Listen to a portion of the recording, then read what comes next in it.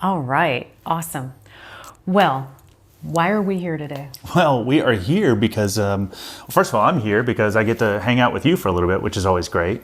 But we're also launching a brand new venture here for the Emerald Coast Medical Association, which, frankly, I think both you and I are very excited about because we've been planning this for nearly 2 years, and it's kind of finally coming to fruition. And that is to start the Emerald Coast Medical Association Medical Mastery Podcast.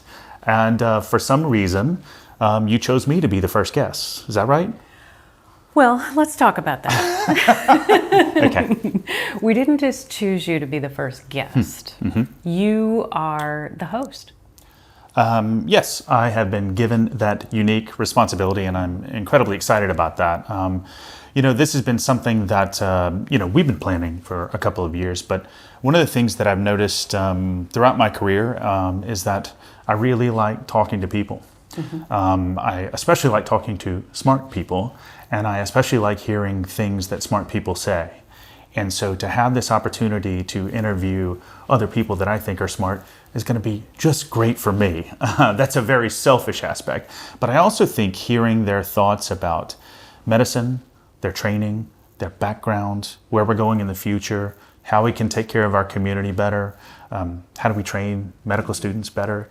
All of these things are going to be incredibly interesting and incredibly important to our community. And so I'm given this unique and wonderful task to start to interview several of our membership to start talking about these things and kind of have a broader conversation that we think is going to be very interesting for a lot of people. Mm-hmm.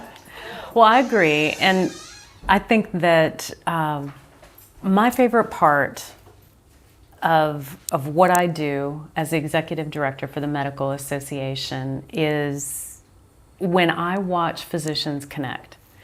When I see that spark, that connection, whether it's talking about medicine, talking about our community, but when they immediately start talking about, hey, I didn't realize you could do that. And I've got this patient, and can I call you tomorrow? What's your number and how can I connect? I see a deeper love of caring and of community and of wanting to work together. And it's my favorite theme this year is what's your why? Yes. So that's really what I want to cover today to kick off this podcast and this mission. Yes. That we put together, our little brains kind of together made this happen. But what's the why? Yes. Why are we here? Mm-hmm. Why did you become a physician? Why do you want to do this? Why does the Medical Association exist? And why is it important that physicians know and communicate together? What's the why? So there's a lot to cover there. First of all, I want to double click on something that you said there, which is there anything better than our board meetings where we get to interact and converse about these things and you just hear so many wonderful ideas and insightful moments. There are a ton of benefits of being in the Emerald Coast Medical Association, just period, hard stop. Probably one of my favorites has been the connectivity with other physicians that I can just pick up the phone and call. Mm-hmm. For personal medical issues. I mean, that has been so great to have issues with my family and pull up and say, hey, brother, could you help me out on this? Because I don't even know where to go.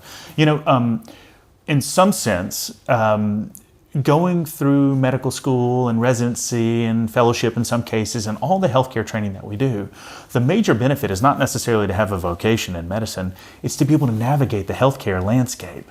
It's so difficult, it's so onerous, and many people don't know how to do that. You have to go through the PhD in medicine in order to be able to figure out how to do all these things. And part of that is that connection with other physicians that can help you to facilitate all those changes. So that's a great thing that we get out of just our healthcare training. Now, in terms of the why, this kind of all overlaps with itself because why I became a physician in the first place is because I like helping people. I like helping people to get more meaning in their lives. And it's not what I think is meaningful for them. It's to empower them to get more meaning in their lives. That kind of led me in a circuitous route, both through medicine in general. I thought I was going to do family practice when I first started training, and then I was scared to do anything that would involve intensive care because I didn't think I had the chops for it. And it turns out as I went through it, I actually liked it. The higher pressure situations kind of made me feel a little bit more invigorated and like, oh man, you can actually make a difference in somebody pretty quickly. And that eventually kind of dovetailed with my kind of nerdy scientific self that really likes cardiac physiology and could use some basic principles to extrapolate a lot of different other things. But if you wanted to ask me why I really got into cardiology, it's because cardiovascular disease is going to kill most of us. And that is our foot in the door to try and help people. In other words, we're going to see a lot of people that are sick. And once you start to make them feel better, that starts the ball moving in a great direction towards getting them to empower themselves to get more meaning in their lives. So really, cardiovascular disease is my foot in the door towards empowering you to be able to do the things that you want. And it just so happens to be, one of our greatest scourges in terms of disease processes. There are many others, trust me, and many other physicians that are treating people in a wonderful way. But this is how kind of I think about these things.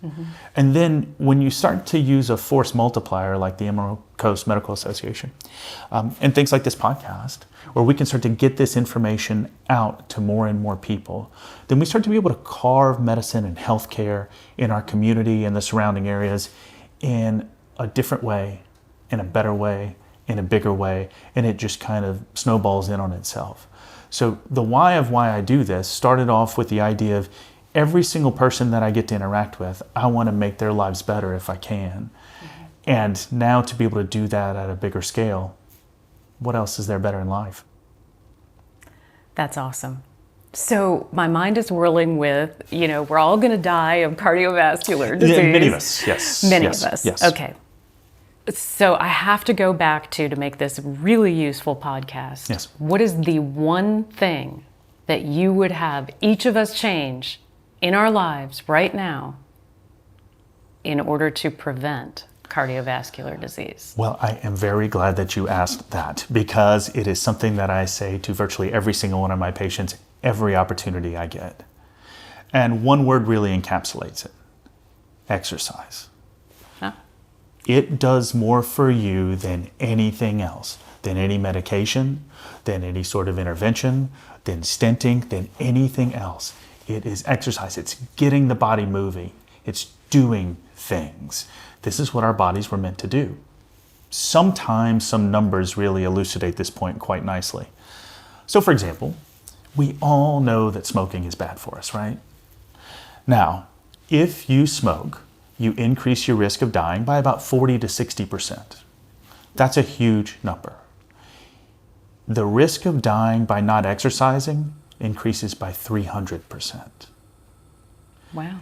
Now think about that for a second. So if you said the only way I'm going to exercise is if I get to smoke, it would still be in your benefit to do it. That's how effective this really is for us. And it really is just moving the body regularly. Okay, good. That was the other thing I was going to ask. So define exercise. Yes. What does that mean to you? What does that look like for the average person, not the average athlete? person? There's two different types of exercise, and they're both crucially important, okay? The first one is cardiovascular exercise. Now, cardiovascular exercise, you hear cardio. What does that really mean? Well, it almost doesn't matter the underlying thing as long as you're getting the body moving. So it could be running, it could be walking, it could be elliptical, it could be swimming, it could be biking, it could be any one of a number of things. Rowing is another one that's very good. The point is, it should feel a certain way to do it. Okay? Sometimes when you get a little bit deeper into this, you start to talk about rate of perceived exertion. It's kind of how it feels to do things, okay? It should feel like it's difficult, yet not impossible to carry on a conversation. That's the way it should feel. So if you're going to walk, and you can do any of those, it doesn't matter, as long as it feels like, oh man, it's kind of hard for me to converse about this. So it shouldn't be a dead out sprint, and it shouldn't be a slow perambulation where you're looking at the trees and the birds. My wife says, walk like you're late for church. Oh, and there you go. that is the good way to think about it. So you're putting some oomph behind it. You want to do that 30 minutes a day, upwards of 6 days a week, if you're not including strength training, which I'll get to in 1 second, okay? That sounds like a lot. Okay. You need to make excuses to do it. There is no comparison. Think about you getting healthier, not from taking more medicines, not from doing procedures. In fact, many patients lose weight by doing this, but just doing something outside, active. That makes all the benefit in the world. Decreases your death by 300%. I mean, that's incredible in and of itself. Seems like a no-brainer. It should be, okay? But still, we have to incentivize our patients and encourage them sometimes. Now, the other half of the exercise pie there is strength training. Okay. We already talked about the number one killer, which is cardiovascular disease. Probably our number two killer is going to be cancer. And that's a harder animal to get our arms around, indeed. But third on that list is musculoskeletal wasting. Think of falling and breaking a hip. Now, you may have known some people that has happened to. This devastates us in our later life. And the numbers are really scary to think that most people with a hip fracture don't leave the hospital. So we want to prevent that. The way that you prevent that is you maintain your strength, maintain your muscle mass, maintain your mobility. So strength training is just as important as the cardio. And you want to think big muscle groups, big compound muscle groups, bench press, shoulder press, squats if your knees can handle it, deadlifts, those kind of things where you're hitting a lot of muscle groups together. Now that's 3 days a week that you want to be doing that. I just talked about 6 days a week that you need to be devoting to exercise. That sounds like a lot. You can't afford to not do it. So helpful. So that is my biggest bugaboo, because that keeps us all alive longer. It keeps us feeling better. But also think about this and how this dovetails with what we had talked about earlier. That empowers you to go on vacation and be active, to say yes to things. Yes, I'll climb that mountain. Yes, I'll go kayaking. Yes, I'll go on that Alaskan cruise and go out to the glacier. I will do things, and that creates more meaning in your life. Think about how meaningful it is to be able to pick up your grandchildren.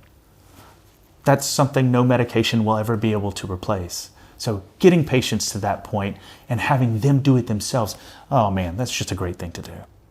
So within your practice, how difficult is it to convince people to take that preventative measure? I'm sure it's difficult for some people. They think of the time, the cost, yes, etc. What do you suggest? Just 3 tips. Yes. To incorporate it into your life, make it easy. Great. First one, walking does just fine. You can walk. Doesn't cost a whole lot of money. You can do it outside. You can do it on a treadmill if you need to. It does get hot outside. You can find shade. There's ways you can do that. 30 minutes a day. That's great exercise for you. The other one is, as I had kind of alluded to before, set yourself up for success. Don't accept excuses. Make excuses to do this every single day, with a day of rest in there if you can. The point being there is that once you start to set that habit, once you get in probably about 3 months into it, it becomes you're going to do this no matter what. The other thing that's really great about this is that when you kind of talk about long-term benefits of this, believe it or not, one of the best ways, of course, to prevent cardiovascular disease and to help maintain your strength and your independence and all those things is exercise. But do you know that it also helps prevent dementia? What a better thing to try and sell to people because dementia is kind of losing ourselves. Yes, you can be debilitated from musculoskeletal wasting and not be able to stand up, and those things are terrible. But when you lose yourself, that's something that's terrible. But exercise helps to prevent that from happening. So I think those are pretty big selling points that I try and push for them. The tips are just go out there and start doing it. Just do it. Find excuses to do it. You can do it at day, you can do it at night. Start to set the time. You can't afford to not do it. That's awesome. Those are they're doable, they're small bites, and that's a beautiful insight into you as a cardiologist in the room with your patient. Yeah. So one of our goals today is to get to know who is this guy that's going to host our podcast Yes. for years to come. So that's a clinical doctor view of you. Who are you personally? Where are you from? Tell us about your family. Okay. I am from Shreveport, Louisiana. Which you may be surprised that somebody got out of there alive, but here I am. So I was surprised too. Where I did my undergraduate training at LSU in Baton Rouge, and I got my dad is a pilot.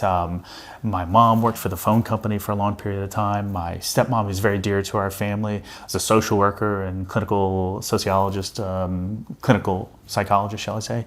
I've got two brothers. I've got an older and a younger brother. My older brother owns his own. Yes, we got a middle child. My older brother owns his own business, and my younger brother is working on becoming a pilot. So that's my home family in a nutshell. I went to LSU, where I got, and this is the science nerd in me. I got dual major and triple minor. My two majors are math and biochemistry, and all my minors are in scientific stuff because I was a real science nerd and really liked that quite a bit. Went on from there to medical school at LSU Health Sciences Center in Shreveport. And then afterwards did my residency at University of Florida. Interestingly enough, being an LSU lifelong fan, I was never a real big fan of University of Florida. And I was going to say that. It's odd. When my advisor, whom I really loved in medical school, Dr. Burney, who's a rheumatologist, he's just an incredible guy. I was looking at a lot of places like UT Houston. I had done an away rotation there. They had the Texas Heart Institute there, and I was hoping to go for cardiology at some point, and so that was really big on my goal. And I did the away rotation there, and I talked to 9 different residents, and 8 of them told me not to go there. And so I had to revamp my thinking kind of on the fly. So I came back, to my advisor and said, "Man, they said this." And he goes, "I told you wouldn't like it." And I was like, I don't know what to do. He goes, "Go interview at University of Florida." And I said, "I'm not going to University of Florida." And he said, "Go interview there, trust me." I very reluctantly went to University of Florida for internal medicine residency interview and fell in love with it immediately. And I was like, oh my goodness, this is amazing. Ranked it first, was lucky enough to get there. And then kind of my medical training took off. Got some exposure to intensive care and other things that I really enjoyed. Matriculated from there to Ochsner Clinic Foundation in New Orleans for cardiology fellowship. Okay. And then immediately after that followed my wife here back to Panama City, where we started our career about 10 plus years ago.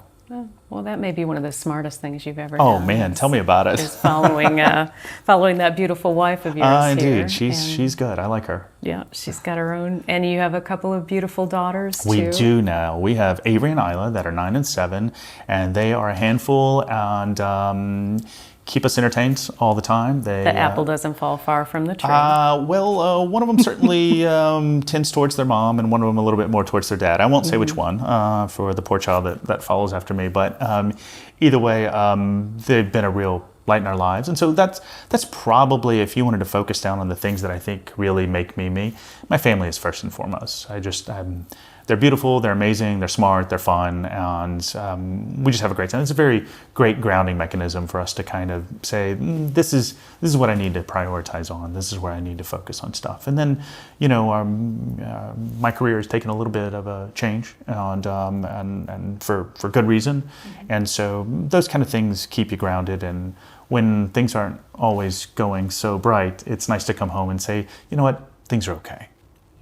Well, you handle things with a lot of humor, which is part of what makes our board of directors meetings so fun, and our membership meetings. Perhaps too much humor sometimes, I will tell you, but That's okay.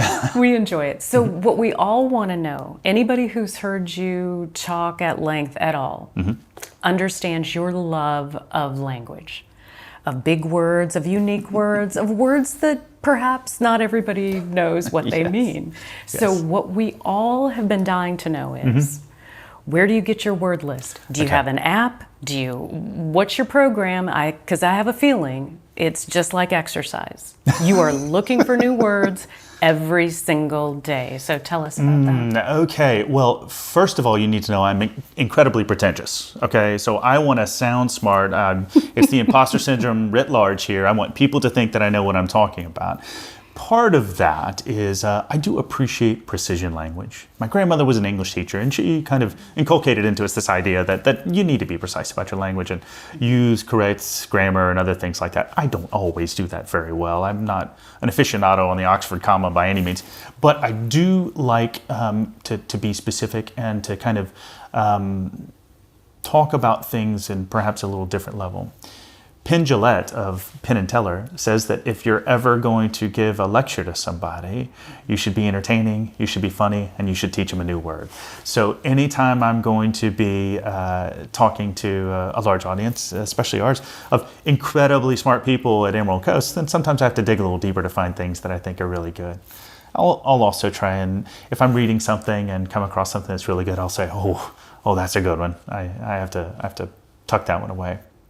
Last night, as a matter of fact, our daughters set us up a dinner table with their own menu and everything, which was really cute. And as my oldest, Avery, who's 9, was leaving, she said, "I'll leave you to peruse the menu." And I thought, yes, it's happening. So I, it's kind of a hobby horse. I like kind of to speak in these ways. And again, there's pretentiousness too. But. Well. Nothing wrong with that. We enjoy it. Maybe there is, but... It's my entertainment anyway. Yeah, good. Well, I'll make sure to keep that up. So another thing that I have been just kind of thinking a little bit about is, obviously, we started a podcast because podcasts have become incredibly consumable, I guess is the best way to say it, that it's easy. I find myself, it's a way I can drive and I can listen and I can learn and I can just become better. And I'm using it in every walk of my life now, personal, professional, etc. So that's my why of why I think this is so good, because I think it's going to be good for patients. It'll be good for physicians to get to know each other. And because we cover a 10-county area, we can't get in front of every physician and potential member and patient. That's right. You or I or any one of our members, we can't get in front of all of them, but this is a way to do that. Absolutely. So talk to me about the podcast you're listening to and what's your favorite. Oh, man. Thank you for asking this. This is so great. I listen to podcasts all the time. I've really grown accustomed to liking the All In podcast is one that's kind of a bunch of tech bros that talk together that about politics and tech and other things. That's kind of interesting. My newest favorite one, my newest obsession is called Moonshots, and it's a MIT-based trio or quadro of people that talk about many things tech. They're huge into AI and talking about how that's going to revolutionize our lives. And these are some of the most insightful people that just talk about these things on such a high level. And it's really, really great to hear. For the math nerd in me, it's great to hear things like derivatives and other mathematical terms that come out of that. But they talk on a really high level about something that's really, really interesting. And I'm really glad you brought that around because, you can listen to this on your schedule. You can listen to it at 2x speed if you want to. You can say, oh man, that was something that was really interesting. I didn't know I would enjoy that, by the way. I love listening to it at a faster speed now. Yes. I'm at 1.25 myself. It's a constant. I like it. I feel like that's really helped my brain. So it creates some efficiency in there. For me, it also helps me to try and talk and think faster if I need to. I can agree. sometimes Southern drawl myself out a little bit, so that kind of helps me to think on a little bit different level. But what an ability for you to get to know more of our membership. But also, we're going to be interviewing lots of different subspecialists that that operate in various different auspices, whether that be from a hospital perspective, that are in private practice, that are some sort of hybrid model, and we're going to be able to get their insights in what they do.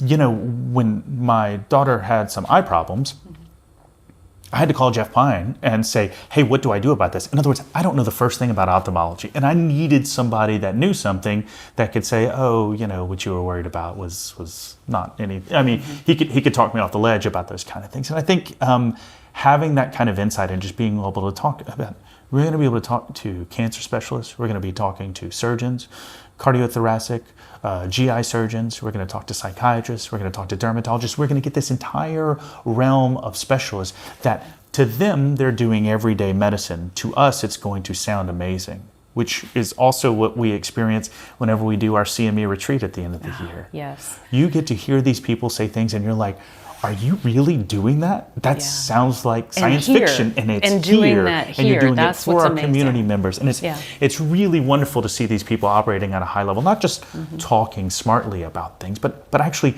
doing things for our community that they're kind of aw shucks about it. But to us, it sounds like, wow, that's incredible that this thing can happen. So I'm very excited about this. It sounds like our challenge is to make this usable for the average patient, the average person out there trying to learn or improve their health, and then to also make it very usable for our physician members where they realize there is this new technology. We'll let you get nerdy, a little bit nerdy, Of course. and do your science stuff and talk about that, because I love to hear that too. I want to know how things work.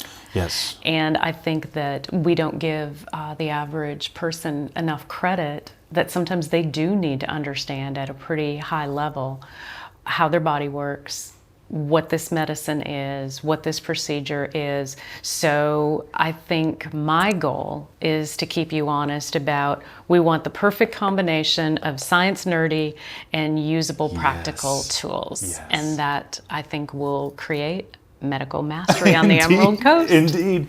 Well, what a perspicacious insight that you have there about how patients really enjoy knowing how things work. And have a right to. Exactly. I found that I have a lot of joy of trying to explain how some of these things work. And I can actually talk at a decently high level to the vast majority of my patients, and they understand. And they start to feel, oh man, it makes sense what you're saying to do right now. And I can also say, here's what we would anticipate happening with this medication or this intervention of some type. But if you feel X, Y, or Z, well, that may mean we need to change course here. We're always reserve the right to be wrong. I say all the time, just ask my wife, I'll be wrong again. She'll let you know. But the point being is that patients like to have this kind of conversation. And I think you're exactly spot on. We can assume a little bit more insightful tone, and I think they can get on this. And so we will talk a little bit of nerdy stuff, and kind of, I think you'll get to see how doctors interact with each other when we're on vacation together, when we're out at Shell Island together, when we are having dinner together. Good. Kind of the way that we talk, but also I think people will be able to keep up. We'll The keep it at inside different levels. scoop. Oh, we'll get some inside scoop, of course. So, And maybe I need to buy a whiteboard. Yes. And you'll be drawing out equations. Be careful. We can come up with this. Okay, we can start to talk about all different kinds of things. Don't get me started on topology. Okay, we can have a topology lecture here. That would be great. And All right. you'll have one less listener with my wife tuning out. But either way, it's totally worth it. Oh, that's okay. Well, I hope we can grow this, serve a purpose and a bigger need in this area. Is there anything else you want to kick this off with? I am very excited about this, to say the least. I had, quick story, in fellowship, it's a second year fellow, and we were doing clinic at some point, and I had an attending who came to me and said, you should really be on like late night or something like that. And I said, that means that I'm a really terrible cardiologist, right? You're saying you should be doing something else as opposed to this. But this, I think, really fits a lot of strong suits here of just being able to talk with people, being able to get some information out. I certainly hope we grow this listenership, but 50% of this is totally selfish. I just love this idea of having the time to sit and talk with people and kind of make our goals a little bit more manifest for how we want to make our community better. And I mean, how long have you been sacrificing yourself to make our community better? Well, it's 16 years. 16 years that I have been here, and we've seen a lot of growth in that time. A lot of change, a lot of growth. A lot of change, a lot of growth. But we've also been through some major tragedies. Yes. Where our community has been hit hard, various different tragedies, including major natural disasters, of course, we all know. But throughout all of that, the Emerald Coast Medical Association stayed strong, helped people get to where they need to get. Absolutely. And we're going to be able to hear some of those stories about some of the physicians that were here during that time, physicians that have moved into this area, and how we're trying to take care of the community, how we took care of the community then, how we're trying to take care of the community here and continuing to grow. And that's really what we're here to do. We're here to take care of each other. Nobody else is going to do it. It's us taking care of us. And I want us to be the best that we can. I agree. Well, thank you very much. I'm looking forward to the next episode. Oh, you're not nearly as much as I am. I am incredibly looking forward to this. Thank you so much for having me here. Thank you so much for trusting me with this gig of talking to other physicians. I promise I will try and keep it to where the jokes are not too much, okay? That's the best that I can offer for right now. We don't need a joke monitor No, yet. no, we're not going to do that. Not yet. Maybe in the future. But well, thank you, Donnie. Looking really forward to this adventure, and for hopefully the foreseeable future, we continue doing this, producing this, having guests that you guys want to see, hear from. Let us know. Yeah, let us know. Who do you want to hear from? And hopefully you'll gain some medical mastery. Awesome. Thank you. Thank you.